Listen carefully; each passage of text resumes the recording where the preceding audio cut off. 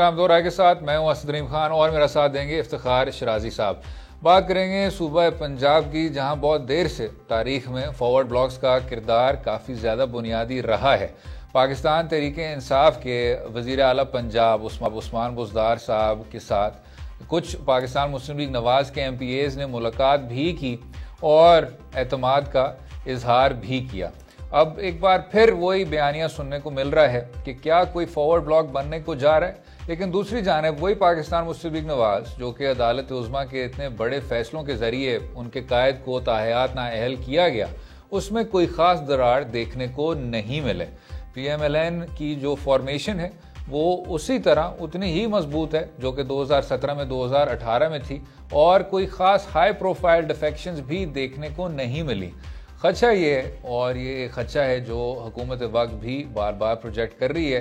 کہ صوبائی سطح پر اس طرح کی مشین نہیں رہی پاکستان مسلم لیگ نواز کے پاس, اور اس میں مزید دراڑ بھی دیکھنے کو ملیں گے.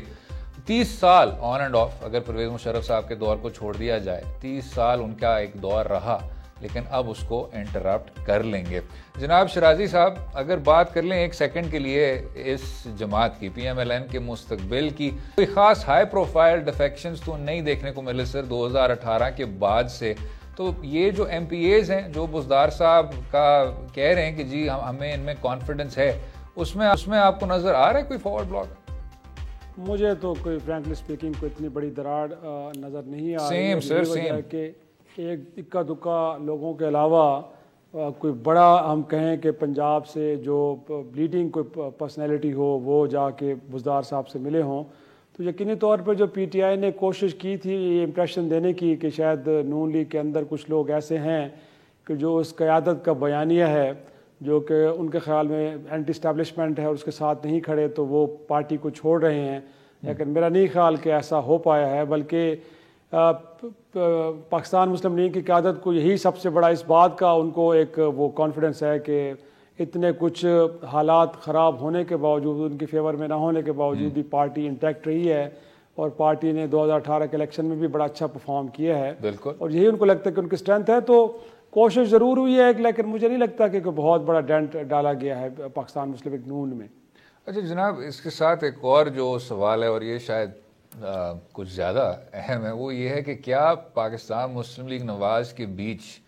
کچھ نہ کچھ دراڑ ہیں اس حوالے سے. سر یہ نہیں کہ کوئی اس جماعت کو چھوڑے گا, آپ نے دیکھا پاکستان پیپلز پارٹی میں کیا کچھ نہیں ہوا, Peoples party Sherpao, Peoples party شہید بھٹو, لیکن جو مین پیپلز پارٹی تھی وہ برقرار رہی. ادھر تو سر وہ بھی خدشہ نہیں ہے. خدشہ یہ ہے کہ لیڈرشپ کے حوالے سے اگر ایک ونگ بار بار کہہ رہا ہے کہ ہم وہ انتخابات چاہتے ہیں جو کہ مداخلت سے پاک ہوں, اور ہم غیر جمہوری قوتوں کو اب اس طرح ان کے ساتھ نہیں بیٹھ سکتے, لیکن دوسری جانب بات کی جا رہی ہے نیشنل ڈائیلاگ کی, تمام اداروں کو ایک میز پر بیٹھ کر مباحثہ کرنے کی, ڈیبیٹ اور ڈسکشن کرنے کی, اور یہ جو سمجھے سر جو دھرتی کے درد ہیں ان کو سمجھنے کی بات کر رہے ہیں. یہ جو کانفلکٹ ہے سر, اس میں کوئی آپ کو نظر آ رہا ہے کوئی مفاہمت ہوگی آنے والے دنوں میں؟ ہوگی میرے خیال میں. جو بنیادی طور پہ جو بیانیہ شہباز شریف صاحب کا ہے پریویل وہی کرے گا, اور میرے خیال میں ان کے بھائی جو لندن میں بیٹھے ہیں یا ان کی پھر صاحبزادی مریم نواز صاحبہ, ایک جذباتی فیصلہ ضرور تھا, اور ان کا خیال یہ تھا کہ ہمیں اس بیانیے کے ساتھ آگے بڑھنا چاہیے, تو شاید پولیٹیکل فورسز اور بالخصوص مسلم لیگ نون کے لیے کوئی سپیس بن پائے گی. لیکن آپ نے دیکھا ہے کہ خود پارٹی کے اندر ایک بہرحال ڈویژن موجود ہے, اور بہت سارے لوگ ایسے تھے, نہ صرف شہباز شریف صاحب بلکہ پارٹی کے اندر باقی بھی ایسے لوگ موجود ہیں. اور خود پچھلے عرصے میں آپ نے سنا ہے کچھ لوگوں سے یہ کہلوایا گیا کہ نون لیگ کے اندر کچھ لوگ ایسے موجود ہیں کہ جو وکٹ کے دونوں طرف کھیل رہے ہیں, گویا کہ وہ لگتا ہے کہ مریم نواز صاحبہ کے ساتھ بھی کھڑے ہیں بٹ وہ شہباز شریف صاحب کے ساتھ بھی کھڑے ہیں. تو میرا خیال ہے یہ بیانیہ بھی آزما کے دیکھ لیا گیا ہے, اور اس سے کوئی خاطر خواہ نتائج حاصل نہیں ہوئے, اور یہی وجہ ہے کہ اب ملاقاتیں ہو بھی رہی ہیں, اور اس بات پہ اب یقین سب کو ہو گیا ہے کہ نہیں, انگیجمنٹ کے تھرو گفتگو کے ذریعے اس معاملے کو سلجھانا چاہیے, رادر یہ کہ کنفرنٹیشن کی طرف جایا جائے. تو مجھے لگتا ہے کہ جو ایک ڈویژن آئی تھی ان اناؤنسڈ, جی وہ لگتا ہے کہ اب جو جذباتی فیصلے کر کے آگے بڑھ رہے تھے وہ اب سیکنڈ تھاٹ لیں گے. گویا کہ نواز شریف صاحب, مریم نواز صاحبہ اور وہ اپنے آپ کو کہیں اب شہباز شریف اور پارٹی کے دیگر لوگ جو سمجھتے ہیں کہ ہمیں ہیڈ آن نہیں ہونا چاہیے, ہمیں لڑائی کی طرف نہیں جانا چاہیے بلکہ گفتگو کی طرف جانا چاہیے, اس طرف آنا پڑے. لیکن یہ آپ نے دلچسپ بات کی ہے جناب کہ شہباز شریف صاحب کا جو بیانیہ ہے وہ ہی پرویل کرے گا. اگر میاں نواز شریف صاحب کو یہ سیاسی جماعت تاحیات قائد مانتی ہے, اور ان کے لیڈران کا بھی بار بار کہنا ہے, سر ہم اس شو کے ذریعے ان سے یہی سوال کر چکے ہیں اور ان کا جواب وہی رہا ہے کہ میاں صاحب ہی ہمیں بتاتے ہیں کہ پارٹی کا مستقبل کیا ہے, اس میں ہم نے کیا کچھ اقدامات لینے ہیں, کیا لائحہ عمل طے کرنا ہے. ساتھ میں جو نائب صدر ہیں مریم نواز صاحبہ, وہ فرنٹ اینڈ سینٹر ہیں. اس جماعت کا جو بیانیہ ہے وہ ہی سیٹ کرتی ہیں. شہباز شریف صاحب کو گرفتار کر چکے ہیں وہ جیل میں, حمزہ شہباز صاحب کو گرفتار کر چکے ہیں وہ تو کچھ دیر سے جیل میں. تو ان تمام ڈیولپمنٹس کے باوجود سر آپ کہہ رہے ہیں کہ شہباز شریف صاحب کا بیانیہ پرویل کرے گا, یہ بھی دیکھتے ہوئے سر کہ ووٹ جس کی بات کی جاتی ہے, جو آپ کے سارے سیاسی تجزیہ کار ہیں جو سیاسی جماعتوں کے پروگریس کو فالو بھی کرتے ہیں, ان کا بھی وہی کہنا ہے کہ ووٹ گیٹنگ جو ہے ساری وہ میاں صاحب کے پاس ہے, ووٹ بھی میاں صاحب کا ہے. کس طرح دیکھتے ہیں؟ دیکھیں, اس میں کوئی شک نہیں ہے کہ پاکستان مسلم لیگ نون کے اندر جو ووٹ بینک ہے وہ بالکل نواز شریف کا ہے. لیکن جب آپ حکومت میں آتے ہیں یا آپ جب دیگر اداروں کے ساتھ انگیج کرتے ہیں تو بنیادی طور پہ وہاں پہ آپ کو تھوڑا بہت اپنی پالیسیز کے اندر, اپنے رویوں کے اندر ایک تبدیلی لانی پڑتی ہے. ایسا ہرگز نہیں ہوتا کہ جیسے آپ چاہ رہے ہیں ویسا ہو. تو میرا خیال ہے شہباز شریف صاحب اس معاملے میں بڑے معاملہ فہم ہیں اور انہوں نے راستے نکالے بھی ہیں. ماضی میں بھی بہت ایسے بحران آئے تھے جن بحرانوں میں انہوں نے ایک بڑا کلیدی اور پازیٹیو رول پلے کیا,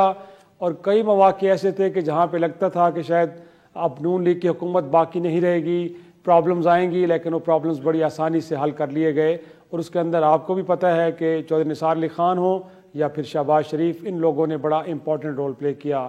اب بھی دیکھا یہ گیا ہے کہ بنیادی طور پہ جب خود نواز شریف صاحب نااہل ہوئے تھے اور وزارت عظمیٰ سے ہٹے تھے, اس کے بعد انہوں نے ایک اگریسو ٹون اپنائی. اور آپ کو یاد ہے کہ جب وہ جی ٹی روڈ سے اسلام آباد سے لاہور پہنچے تو انہوں نے یہ کہا کہ اب وہ انقلابی ہو گئے ہیں, اب وہ سمجھتے ہیں کہ اس ملک کے اندر دو نظام نہیں چلنے چاہیے, کوئی ایک ڈیپ اسٹیٹ کا جو ایک کانسیپٹ ہے ختم ہونا چاہیے, پارلیمان کو بااختیار ہونا چاہیے. لوگوں سے بھی بڑے انہوں نے وعدے لیے کہ وہ ایک سٹرگل کرنے جا رہے ہیں اور وہ آپ سے وعدہ لیتے ہیں. لوگوں سے کہا گیا کہ ان کے ساتھ کھڑے ہوں گے, ان کا مرنا جینا اس ملک کے اندر ہے. لیکن پھر دیکھا یہ گیا ہے کہ اس کے بعد ان کا بیرون ملک بھی جانا بنیادی طور پہ شہباز شریف صاحب کی جو مفاہمت کی سیاست ہے اور پالیسی ہے اس کا نتیجہ ہے. اگر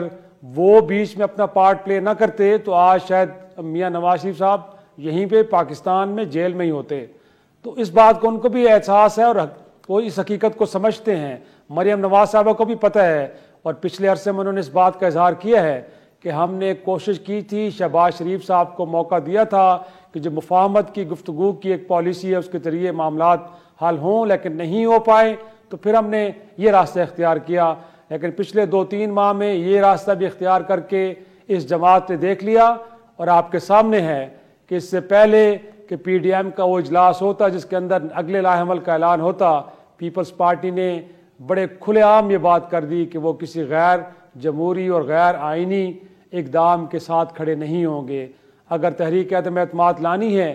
تو بسم اللہ, اس کے لیے پیپلز پارٹی حاضر ہے. بٹ اگر آپ یہ سمجھتے ہیں کہ لمبا چوڑا لانگ مارچ ہوگا, اسلام آباد کے میں آ کے دھرنے دیے جائیں گے, پارلیمان پہ حملہ آور ہونا ہے, تو وہ کام نہیں کیا جائے گا. تو میرے خیال میں اب میاں نواز شریف صاحب اور مریم نواز صاحبہ کو بھی اس بات کا احساس ہو گیا ہے کہ اگر وہ اس راستے پہ چلتے ہیں تو شاید مولانا صاحب, مریم نواز صاحبہ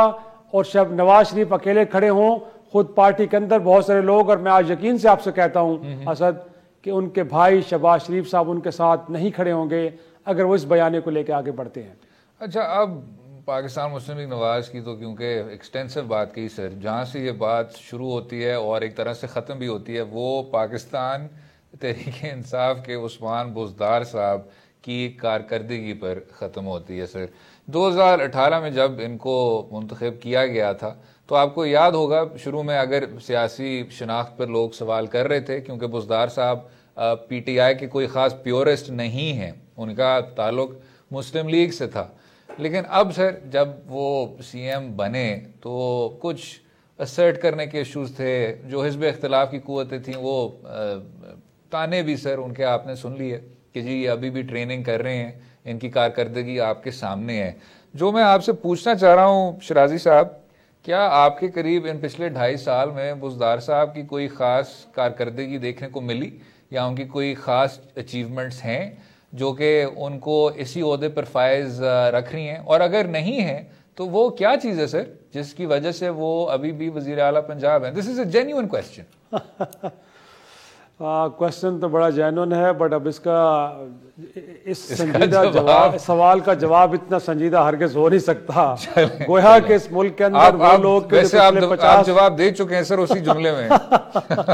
اس ملک کے اندر 50 برس سے جو پارلیمانی سیاست میں ہیں ان لوگوں کو بھی سمجھ نہیں آ رہی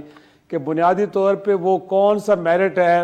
وہ کون سی ایسی خصوصیات ہیں کہ جو بزدار صاحب کو اس کرسی پہ براجمان کرنے میں مددگار ثابت ہو رہی ہیں. وہ ویسے سر اس پر کہتے ہیں کہ یہ میرٹ کے ہی آدمی ہیں, زمین کے آدمی ہیں, ان کا تعلق بھی ایسے علاقوں سے ہے جو کہ صوبائی حکومت کی مدد کی سخت مستحق ہے.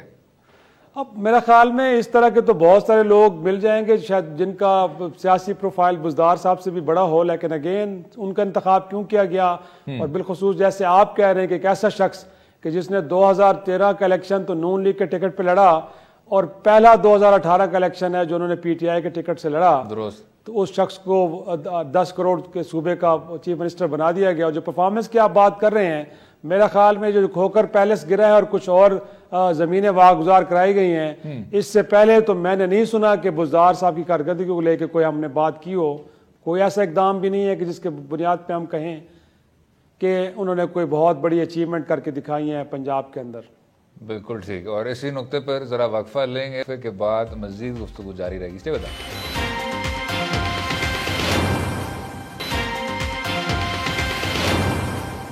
بات کر رہے تھے پاکستان تحریک انصاف کی پنجاب میں کارکردگی کی. شرازی صاحب, مسلم لیگ نواز اور پی ٹی آئی تو ڈسکس کیے, پاکستان مسلم لیگ کاف کے بارے میں کہا جا رہا ہے کہ وہ ایک بہت اہم ثالثی کردار ادا کریں گے پرویز الہی صاحب ان سینٹ کے انتخابات میں, اور کہ ان کو ایک بہت بڑی رقم یعنی 1 نشست آفر کی گئی ہے سینٹ میں کہ اس سیٹ کے عوض وہ اب یہ کام چلائیں اور لوگوں سے بات کریں, ڈسکس کریں کہ کس طرح پاکستان تحریک انصاف اور پی ایم ایل کیو کی جو اتحاد ہے وہ کامیاب ہو جائے ان انتخابات میں. ساتھ میں آپ نے یہ خبر بھی دیکھی ہوگی, اور ان دو چیزوں کے بیچ ہرگز کوئی تعلق نہیں ہے. پاکستان مسلم لیگ کاف کے لیڈران کے خلاف جتنے بھی جو 2 میجر جو نیب کیسز تھے ان کو بھی کلوز کر دیا گیا ہے. تو کیا رائے رکھتے ہیں سر جو اکراس دا بورڈ کرپشن کی بات کرتے ہیں اور کہ ہم جدوجہد کریں گے ان کے خلاف, کیا رائے رکھتے ہیں؟ آپ اسد کہنا یہ چاہ رہے ہیں کہ کم از کم ایک کہیں جماعت کو تو این آر او ملا ہے خان صاحب کی طرف سے, اور وہ کاف لیگ ہے کہ جس طرح ان کے خلاف کیسز بند ہوئے ہیں. اور یہ بڑی اچھی چیز ہے شرازی صاحب کہ وہی جماعت جس نے این آر او کا لفظ اس ملک کو دیا تھا وہ ہی اب اس سے مستفید ہو. ان کا بنتا ہے, میرا خیال میں ان کا بنتا ہے. یہ ٹرمینالوجی اگر یا یہ کانسیپٹ کو لے کے آئے ہیں تو کم از کم تھوڑا سا ان کو بھی بینیفیشری ہونا چاہیے. لیکن میرا خیال ہے کہ اگر یہ دور حاضر میں معاملات کہیں اور سے مینیج نہ ہو رہے ہوتے, ایڈریس نہ ہو رہے ہوتے, تو سندھ میں جیسے M Q M out of proportion گویا کہ ان اپنی حیثیت سے زیادہ ہمیشہ وہ کیک سے حصہ لیتے رہے تھے. اسی طرح کاف لیگ کی بھی کوشش یہی تھی. پرانے بڑے منجھے ہوئے سیاستدان ہیں, چودھری پرویز الہی صاحب ہوں یا چودھری شجاعت حسین ہوں, تو میرا خیال ہے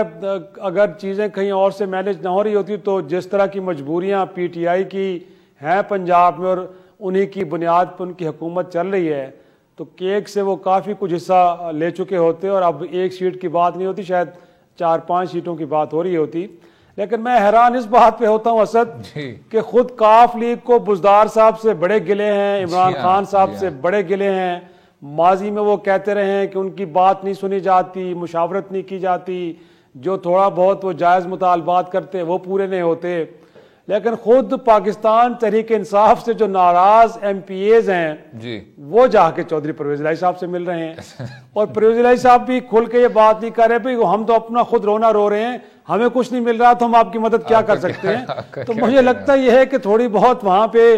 ایک سیاسی کھیل ضرور ہو رہا ہے اور یہ تھوڑے بہت سگنلز دیے جا رہے ہیں خان صاحب کو بھی, بزدار صاحب کو. فیصلے تو خیر خان صاحب نے کرنے, بزدار صاحب نے کیا فیصلے کرنے ہیں. ویسے شرازی صاحب وہ آئس بریکر تو کیا تھا, خان صاحب نے ملاقات بھی کی تھی انہیں برادران کے ساتھ جن کے بارے میں وہ اتنے زیادہ اچھے الفاظ میں ان کو یاد نہیں کیا کرتے تھے ماضی میں, لیکن ان کے ساتھ ابھی ملاقات تو کی تھی. اس کے بعد یہ سننے کو ملا تھا غیر حتمی رپورٹس کے مطابق کہ تعلقات کچھ نہ کچھ بہتر ہو گئے تھے. یقیناً میرے خیال میں, اور سمجھتے ہیں میرے خیال میں وہ بھی کہ جتنا ان کو دے دیا گیا ہے کافی کچھ دیا گیا ہے. اسپیکر پنجاب اسمبلی ہونا یا پھر مرکز کے اندر بھی ان کے پاس 2 منسٹریز ہیں. لیکن سر پہلے تو ان کو ڈیپیوٹی وزیر اعظم دیا جاتا تھا شرازی صاحب, یہ تو پہلے تو ان کو ڈیپیوٹی پرائم منسٹر بنایا جاتا تھا. پاکستان پیپلز پارٹی نے تو ان کو کئی وزارتیں دی. سر بائی کمپیریزن یہ کافی کم ہے. یقیناً کمپیریزن کم ہے, لیکن میرے خیال میں شاید خان صاحب اس طرح کی پولیٹیکل مینجمنٹ پہ بلیو نہیں کرتے. اور میں نے جیسے پہلے بھی آپ سے کہا کہ چیزیں کہیں اور سے مینیج ہو رہی ہیں, اور پرویز الہی صاحب کو بھی پتہ ہے کہ وہ کتنی کچھ ڈیمانڈ کر سکتے اور کیا کچھ پورا ہوگا. اگر انہوں نے صرف عمران خان صاحب کے ساتھ ڈیل کرنا ہو تو پھر جیسے میں نے آپ سے کہا کہ وہ کیک میں اپنی حیثیت سے کہیں زیادہ حصہ وصول کرنے کی قابلیت رکھتے ہیں. لیکن انہیں پتہ ہے کہ خان صاحب سے نہیں, کہیں اور بھی معاملات ہم نے کرنے ہیں, تو یقینی طور پہ جو کچھ مل رہا ہے اسی پہ اکتفا کیا جائے. ورنہ تو آپ ڈپٹی پرائم منسٹر کا کہہ رہے ہیں, میرا خیال میں نون لیگ تو آج بھی ان کی راہ تک رہی ہے. اگر وہ خود اس قابل ہوں کہ فیصلہ کریں کہ اس کولیشن سے باہر نکلنا ہے, گویا کہ تحریک انصاف کو چھوڑنا ہے, اور انہوں نے جا کے کہیں مسلم لیگ نون کے ساتھ مل کے حکومت بنانی ہے, تو وہ ان چند سیٹوں کے ساتھ پنجاب کے چیف منسٹر کے طور پہ بھی آ سکتے ہیں سر. اور یہ حیران کن ہوگا, اس سے پہلے آپ کو یاد ہوگا منظور بھٹو صاحب کسی زمانے میں آئے تھے, اور اس کے بعد یہ ایک نئی ہسٹری بناتے پرویز الہی صاحب کے چند نشستوں کے ساتھ وہ پنجاب کے چیف منسٹر ہوتے. لیکن میرا خیال میں آپ کو بھی علم ہے, اور اس سے ہم سے زیادہ انہیں پتہ ہے کہ بہت سارے فیصلے وہ آزادانہ حیثیت میں نہیں لے سکتے, ان کی کچھ مجبوریاں ہیں. اور جیسے انہوں نے کہا تھا نا مولانا فضل الرحمان صاحب سے ملاقات کے بعد, انہوں نے کہا کہ جی ہم ان سے کچھ باتیں کی ہیں, لیکن وہ ساری باتیں کھل کے نہیں کی جا سکتی, وہ امانت ہیں. تو کچھ امانتیں ایسے جن کا اظہار نہیں کر سکتے, انہیں پتہ ہے کہ مجبوریاں ہیں, ان کو لے کے وہ کھل کے سیاست نہیں کر سکتے. اتنی کر سکتے ہیں تھوڑی بہت ناراضگی کا اظہار کریں, اور جو کچھ اس کے اگینسٹ مل جائے بس کافی ہے, کھل کے بات نہیں ہو سکتی. ویسے یہ تو کافی کافی تنگ سچویشن لگ رہی ہے کہ آپ بالکل ایسے ہی غصے کا اظہار کریں, 2-4 چیزیں آپ حاصل کر لیں. لیکن آپ نے جو ذکر کیا یہ P M L Junejo formula کا اور بھٹو صاحب کا جو ایک تاریخی دور تھا, اس سے ہٹ کے سر اگر واپس ہم سرکل بیک کریں بزدار صاحب والے کویسچن پر, کیا اسی وجہ سے, وہی وجہ جس کو دیکھتے ہوئے میاں نواز شریف صاحب پرویز الہی صاحب کو وزیر اعلیٰ پنجاب نہیں بناتے تھے, کیا وہی وجہ ہے جو کہ بزدار صاحب کو بھی اسی عہدے پر فائز رکھ رہی ہے؟ اب ہم نے شروع اوائل میں جب یہ فیصلہ ہوا تھا تو اسد آپ کو یاد ہوگا کہ بنیادی طور پہ پنجاب کے اندر خود ایک ڈویژن کا شکار تھی پاکستان تحریک انصاف. آپ کو علم ہے کہ شاہ محمود قریشی صاحب اور جہانگیر ترین صاحب جو کہ بڑے ایکٹیو تھے, جنہوں نے حکومت سازی میں بڑا رول بھی پلے کیا, بہت سارے انڈیپینڈنٹ لوگوں کو لے کے بھی آئے, تحریک انصاف میں شامل کیا. تو میرا خیال ہے جو اس وقت خان صاحد نے فیصلہ کیا تھا کہ دونوں گروپوں کو نیوٹرلائز کرنے کے لیے ایک ایسے شخص کو لایا گیا کہ جو دونوں کے لیے قابل قبول ہو, تو اس حد تک تو بالکل یہ ٹھیک فیصلہ تھا. لیکن اب میرے خیال میں صورتحال کافی بدل چکی ہے,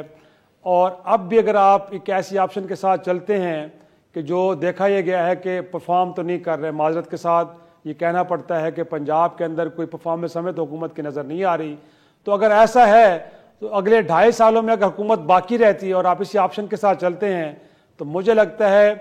کہ وہ گروپ تو نیوٹرلائز ہو جائیں گے, لیکن الٹیمیٹلی تحریک انصاف کا بہت بڑا نقصان پنجاب میں ہوگا. تو جو اگلا الیکشن آ رہا ہے آپ کے لیے 2023 کا, اس میں پھر اس طرح کے نتائج لینا شاید ایک خواب تو ہو سکتا ہے, اس کو حقیقت میں تبدیل کرنا بڑا مشکل ہو جائے گا. وقفہ لیں گے, وقفے کے بعد بات کریں گے خیبر پختونخوا کی, اور وہاں جو ایک بہت اہم ضمنی انتخاب ہونے کو جا رہا ہے. اسٹے ود اس.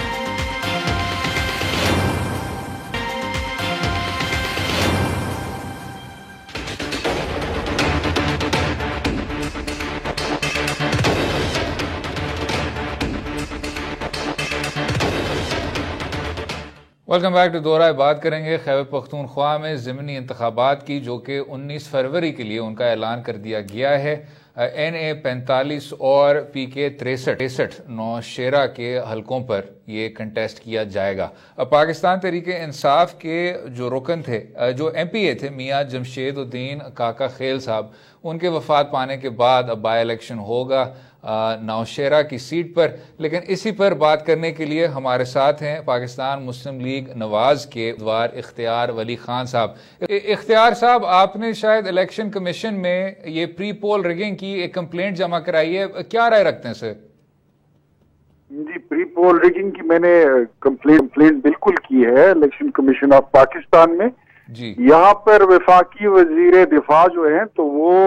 انہوں نے پورے حلقے میں آپ کو یہ بات بڑے وثوق سے اور بڑے گارنٹی کے ساتھ بتا رہا ہوں کہ 2.5 سالوں میں ایک لال اینٹ انہوں نے کہیں نہیں لگائی. لیکن جب سے یہ ضمنی الیکشن کا اعلان ہوا ہے، ضمنی الیکشن میں اس کانسٹیچوئنسی میں کوئی 10 یونین کاؤنسل ہیں اور ہر یونین کاؤنسل میں انہوں نے ترقیاتی کام شروع کر دیے ہیں. وہاں پہ کہیں پہ سڑکیں بن رہی ہیں، کہیں پہ ڈاک خانوں کا اعلان ہو رہا ہے، کہیں پہ یوٹیلیٹی سٹور کا، کہیں پہ سوئی گیس کا. اور پرویز خٹک صاحب جو ہیں وزیر دفاع، انہوں نے اس وقت، آپ یہ وقت نوٹ کر لیں، اس وقت وہ 9:30 بجے بدرشی میں محلہ عیدگاہ میں موجود ہیں. جلسہ گاہ کی سٹیج پہ نہیں بیٹھے لیکن سٹیج کے پیچھے بیٹھے ہوئے ہیں. تو پری پول ریگنگ اور کیا ہوتی ہے؟ لوگوں کو ڈرایا جا رہا ہے. جو سرکاری نوکر ہیں ان کو کہہ رہے ہیں کہ ہماری چائے کرو، ہماری دعوت کرو، کارنر میٹنگ کرو، ادروائز آپ کانسیکوینسز کو پھر فیس کرنے کے لیے تیار رہو. کسی کو لالچ دے رہے ہیں نوکری کا، کسی کو کیا دے رہے ہیں. یہ سب کچھ پری پول ریگنگ میں آ رہی ہے. اپنی مرضی کے لوگوں کے ان کی ڈیوٹیاں لگائی جا رہی ہیں. تو اس طرح تو میرا تو الیکشن کمیشن آف پاکستان سے میں سمجھتا ہوں کہ اب تک الیکشن کمیشن آف پاکستان ہمیں free and fair transparent election کے لیے وہ انوائرمنٹ نہیں دے سکا جو ان کی آئینی اور قانونی ذمہ داری. لیکن اختیار ولی صاحب کو کوئی ثبوت بھی آپ نے الیکشن کمیشن کو پرووائڈ کیے ہیں؟ کیونکہ صرف الزام لگانا تو کافی نہیں ہے نا. بنیادی طور پہ آپ کے پاس کوئی ایویڈنس ہے؟ کہا یہ جا رہا ہے کہ شاید کچھ ویڈیوز بھی ہیں، تو کوئی آپ نے پرووائڈ کیے ہیں؟ اور الیکشن کمیشن نے کیسے رسپونڈ کیا ہے؟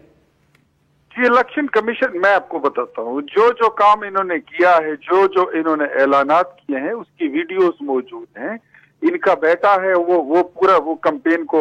اس کو لیڈ کر رہا ہے، اور وہ ایک ایک چیز کا وہ ببانگ کے دوہل وہ اعلان کرتے ہیں، ان پہ کوئی قانون امپلیمنٹ نہیں ہوتا. اور الیکشن کمیشن جو ہے وہ اس وقت ایسے ہی ہے جیسے اٹس اے ٹیتھ بغیر دانتوں کے کوئی ادارہ ہے. وہ بڑا بیچارہ قسم کا ادارہ ہے. وہ نہیں کر سک رہے ہیں، وہ مجھے پتا ہے وہ ان کو کنٹرول نہیں کر سکتے. تو اختیار صاحب، اگر اسی صورتحال میں اس طرح کا انتخاب ہو جائے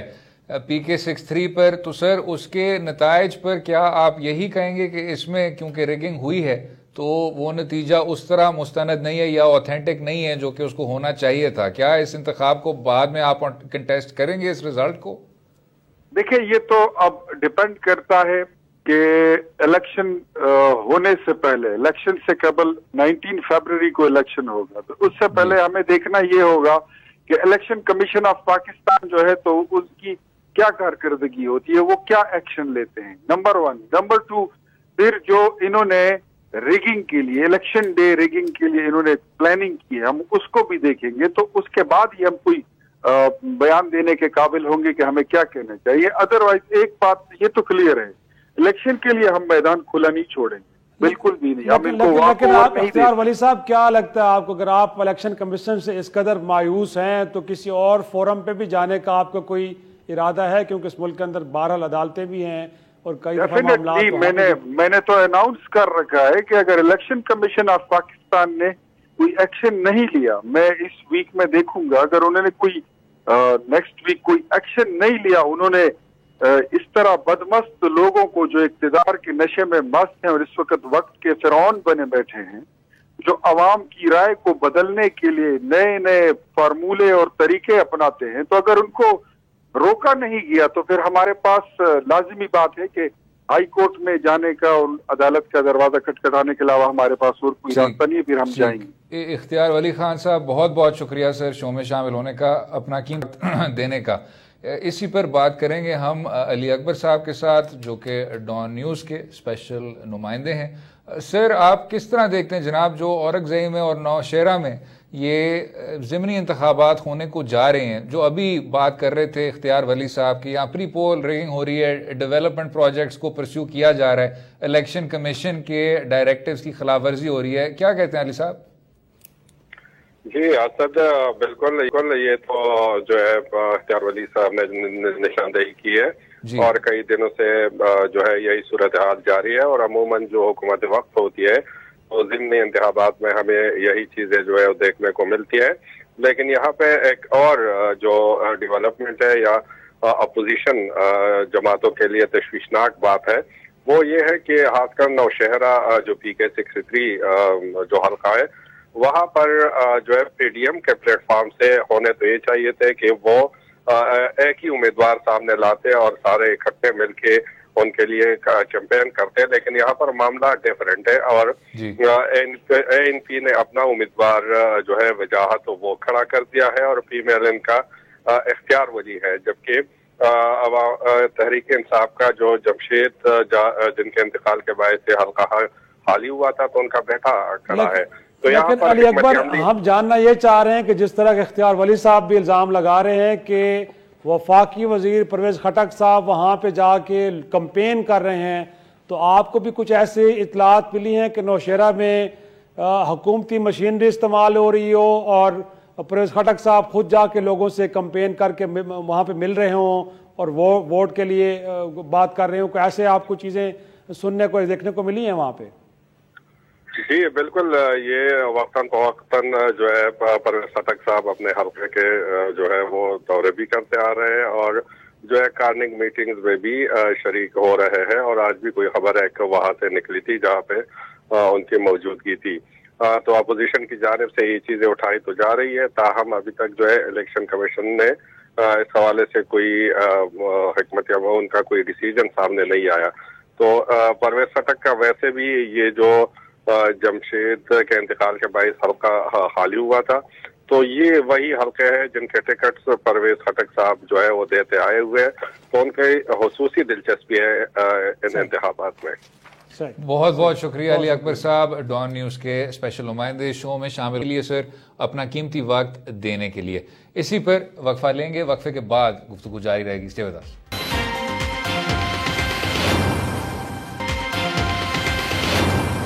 ویلکم بیک ٹو دو رائے۔ بات کریں گے کچھ بین الاقوامی امور کی۔ نریندر مودی کی ہندوتوا حکومت جس پر شدید الزامات لگتے تھے نسل پرستی کے، قوم پرستی کے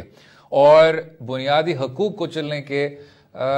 ریلیجس مائنورٹیز کے حوالے سے اب جو احتجاج دیکھنے کو مل رہا ہے وہ تو شاید ہندوستان کی اکثریت سے تعلق رکھتا ہو۔ کسان جو پروٹیسٹرز اب نظر آ رہے ہیں ہندوستان میں، جبکہ نہ صرف انہوں نے دارالحکومت میں شدید احتجاج کیا، اس پر ہندوستان کا جو رویہ رہا ہے وہ وہی رہا ہے جو جامعہ ملیہ کے شاگردوں کے ساتھ رہا اور مختلف مسلمان گروپس اور سول سوسائٹی گروپس کے ساتھ جو انہوں نے پھر ریاست نے اس طرح کے ظالم اقدامات لیے تھے، ایک بار پھر دیکھنے کو مل رہا ہے۔ فرق صرف یہ ہے شرازی صاحب کہ اگر پہلے آپ اقلیتوں کے بنیادی حقوق کو چل رہے تھے، اب ایک بہت بڑی ایک ملٹی سیگمنٹ ہے جو آپ کے کسان ہیں، جو کہ ہندوستان کی تاریخ بھر میں ان کو ایک پیڈسٹل پہ رکھا جاتا تھا کہ ہماری ایک اسینشلی ایک ایگریرین ہمارا معاشرہ ہے۔ گاندھی سے لے کر آج تک سر آپ نے دیکھا کہ کتنی زیادہ وہ اہمیت دیتے تھے ایگریرین پالیسیز کو اور کسان کے بنیادی حقوق کو۔ اب وہ سب کا سب جو بیانیہ ہے سر اس کو آپ الٹا رہے ہیں آہستہ آہستہ سے، کس طرح دیکھتے ہیں؟ یقینی طور پہ بڑا افسوسناک اور اس میں کوئی شک نہیں کے قابل مذمت ہے، اور جس طرح اس سارے معاملے کو ہینڈل کیا جا رہا ہے، بالکل آپ نے ٹھیک کہا کہ ریلیجس مائنورٹیز کو تو پہلے ہی ٹارگٹ کیا جا رہا تھا، جس طرح کشمیر کے اندر صورتحال کو ہینڈل کیا گیا، یا پھر وہاں پہ جو ایک لا لایا گیا جس کے نتیجے میں آپ نے جو سٹیزن شپ لا تھا اس کے حوالے سے جب ریئیکشن آیا تو اس کو کس طرح ہینڈل کیا گیا اور کس طرح مسلمانوں کے ساتھ وہاں پہ رویہ اختیار کیا گیا۔ اب کسانوں کے ساتھ بھی صورتحال ویسی ہے، اور یہاں پہ بھی ایک ڈویژن ہے بالخصوص پنجاب کا جو وہاں پہ کسان ہے جو ایک سکھ ہے اور ہم کہہ سکتے ہیں کہ وہ بھی ایک مائنورٹی ہے بہرحال وہاں پہ، ان کے ساتھ جس وقت ٹریٹمنٹ ہو رہی ہے وہ انٹائرلی ڈفرینٹ ہو رہی ہے اور بنیادی طور پہ ان کو سنا نہیں جا رہا، اور جس طرح وہاں پہ ان کو ایک طرح سے ان کے ساتھ رویہ روا رکھا جا رہا ہے، تو میرا خیال میں یہ ساری کی ساری جو اقدامات ہیں حکومت وقت کے وہاں پہ، مجھے لگتا ہے کہ وہاں پہ نفرتوں کو اور ڈویژن کو اور ڈیپ کر دے گا، ایشوز تو حل نہیں ہوں گے، ایشوز تو حل نہیں کر پائے، اور ابھی وقتی طور پہ شاید لگتا ہے کہ مختلف مائنورٹیز کو یا اس طرح کے جو گروپس ہیں کہ جو حکومتی پالیسی سے اتفاق نہیں کرتے یا وہاں پہ جو کہ ایکسٹریمسٹ اپروچ کے ساتھ مودی سرکار چل رہی ہے، ان کو وقتی طور پر تو ضرور مینیج کہیں نہ کہیں کر لیا گیا ہے، لیکن مجھے لگتا ہے کہ ایک والکینوز ہیں کہ جو ابھی تک ان کے اوپر آپ نے ڈھکن دے دیا ہے، لیکن یہ آگے چل کے پھٹیں گے اور ایک بہت بڑا لاوا بہے گا جو ہندوستان کے لیے بہرحال کوئی اچھا ثابت نہیں ہوگا۔ جو تو یقینی طور پہ ہم کہہ سکتے ہیں کہ اس وقت جو پالیسیز ہیں وہ بنیادی طور پہ ڈنڈے کی پالیسی ہے کہ جو بھی حکومت وقت کی پالیسیز یا فیصلوں کے خلاف کھڑا ہو کو اسی طرح ٹریٹ کیا جائے، جو جمہوری معاشرے میں نہیں سمجھتا کہ ہوتا ہے۔ خود ہندوستان کے اندر بہت ساری ایسی واشز سننے کو ہمیں مل رہی ہیں کہ جب اس سرکار کو کنڈیم کر رہی ہیں، اور ملک سے باہر آپ نے دیکھا ہے کہ کینیڈا کے پرائم منسٹر نے، خود یورپی پارلیمان نے، تو کہاں سے آوازیں نہیں اٹھ رہی کہ جو بہرحال مودی سرکار کی اس طرح کے اقدامات کو کنڈیم کر رہی ہیں۔ جو بات عجیب ہے نا شرازی صاحب وہ یہ ہے کہ 2014 میں اور 2019 میں نریندر مودی کے جو چاہنے والے تھے اور جو یہ سارا ایک بڑا سنگ پریوار کا ووٹ بینک تھا، کتنی بار کہتا تھا کہ شاید شدت پسند ہو، شاید انتہا پسند ہو، لیکن جو سب سے بڑی بات ہے وہ یہ ہے کہ منصوبہ بندی اس کا بنیادی قدم ہوگا۔ آپ نے دیکھا کہ ڈی مونیٹائزیشن کے بعد جو عام شہری ہے اس کی آپ نے کمر توڑ دی، کسانوں کی آپ نے بات نہیں سنی، اور معیشت بھی آپ کی ریسیشن میں گری ہوئی ہے۔ تو جو میجر آپ کا منشور کا حصہ تھا سر، گجرات ماڈل، ڈیولپمنٹ ماڈل، وہ بھی سب پوری طور پر ناکام ہوا۔ نریندر مودی حکومت نے صرف اور صرف نفرت میں اضافہ کیا اور لوگوں کو اشتعال دلایا۔ ایسے ہی ہے۔ اسی پر امید کرتے ہیں آپ کو آج کا پروگرام پسند آیا ہوگا۔ مجھے اور شرازی صاحب کو اپنی رائے سے بھی آگاہ کیجیے اور اجازت دیں اگلے ہفتے تک۔ خدا حافظ۔